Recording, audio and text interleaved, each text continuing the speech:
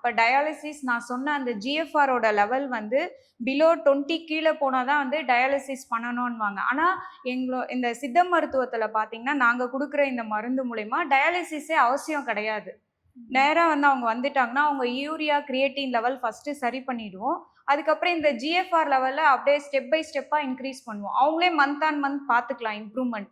So நல்லாவே இயற்கையான முறையிலேயே வந்து இதுக்கு சித்த மருத்துவத்தில் நிறைய மருந்துகள் இருக்குது. ரொம்ப அவஸ்தைப்படுவாங்க எல்லாரும் அந்த டயாலிசிஸ் பண்ணிட்டு. ஸோ அந்த அளவுக்கு வந்து ரொம்ப ரிஸ்க் எடுக்க வேண்டிய அவசியமே கிடையாது.